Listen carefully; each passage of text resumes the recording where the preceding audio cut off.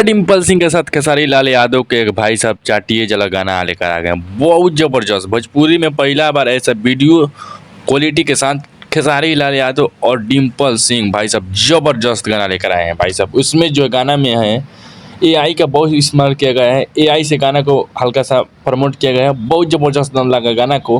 भाई साहब video director बहुत इस्तेमाल किए हैं। हम आपको बता देना चाहते हैं कि ये गाना बहुत ब्लास्ट होने वाला है। भोजपुरी में पहला बार गाना बना है। कुछ ऐसा वीडियो क्वालिटी और ऑडियो देखिए, सब गाना को चलाने के लिए सबसे बेहतरीन होता है वीडियो, और वीडियो क्वालिटी में 100% जान डाल दिए खेसारी लाल यादव और डिम्पल सिंह। बहुत ही मस्त गाना बूम देना ब्लास्ट होगा। और गाना का क्वालिटी बारे में बात कीजिए भाई साहब बहुत ज़बरदस्त है। और आइडियो के बारे में बात करें तो आइडियो भी बात है। पिया काहे न लगाई वो ठलाली जब चाटिए जला हो, तो मतलब मेहरानू कहती है कि वो ठलानी लगाई नहीं यही से कि हमारे पिया चाट जलन। बहुत ज़बरदस्त गाना है भाई साहब।